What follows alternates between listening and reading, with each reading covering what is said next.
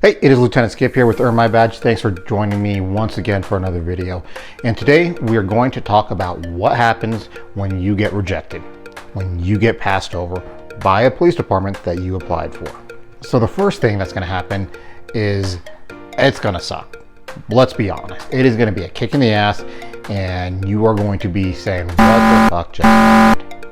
Right? It's going to be frustrating. You're going to be disappointed. You're going to be hurt. You're going to feel dejected, judged, and lacking, right? You are going to feel like you are lacking. And all those emotions are going to come at you at once. And that's okay. The thing you need to do is let that run out, let those emotions come out, have that crappy couple hours, have that crappy day.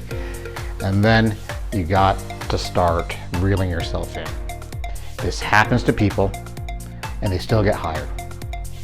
So what you need to do is start looking at dealing with the emotions first, dealing with that initial news, getting that band-aid ripped off. And now, once you are centered again, and you've had that conversation of, do you want to do this? Do you still want to go through this testing process? And if the answer is yes, if you still want this career, now you got to get grounded again, okay? It's hard to do. It really is with that experience you just went through. But no one said this job is going to be easy. So if this is what you want to do, ground yourself, and now start thinking about what was the reason. What information can you get from these departments, these agencies that you applied to, and that they're giving you as a reason to why you got passed over. And here's the other challenging thing is they will not be specific. They're not going to tell you exactly why you got passed over a hiring process. They're going to give you a letter and it's going to say, at this point we found you unsuitable, or we found some better candidates to move forward with. Another option is that they will give you a list of reasons why you could have passed over. And while that narrows it down, it's still not helpful, because if they give you a list of 15 reasons, but at least a majority of them may not be really tied to why you got passed over. And now you got to play 20 questions.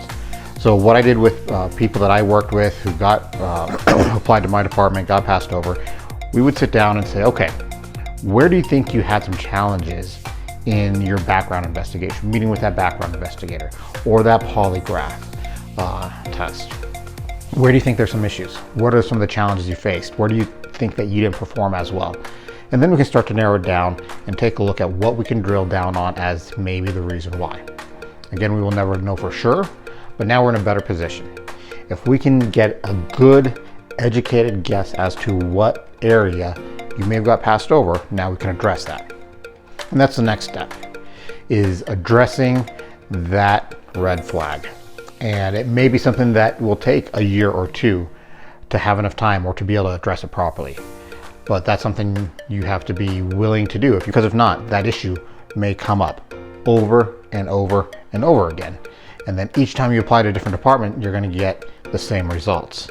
And so that definition of insanity, right? Doing the same thing over and over again, but expecting different results. Have to input a change into the situation to get different results. So that's where you need to take a look and have that really down to earth, truthful conversation with yourself. Is my work history not the best it could be? Do I have issues with coworkers, dealing with stressful situations? How am I dealing with conflict? Do I get easy angry? Do I argue? What about my demeanor? Do I come off standoffish? Do I present myself well? And that really falls into two places too, right? Articulation, so verbal. Can you verbally express what you are thinking?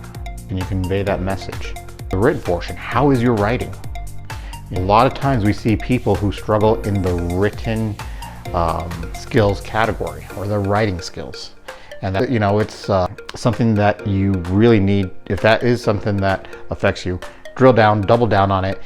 Go to some online courses, go to the community college, improve your writing skills. Because I will tell you, that is imperative for police departments. You need to be able to convey what you saw, what you did, the reasoning why, in a clear, organized manner.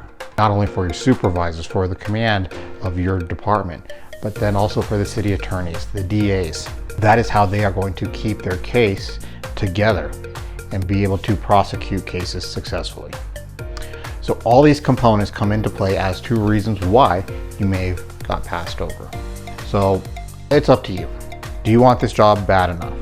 If you do, let's work on getting you the skills to get to that next step, to get hired, to become that better applicant, and to have that change that will give you different results. Just remember, there are other people who've gone through the same situation as you and have been able to get hired successfully by departments. Good luck.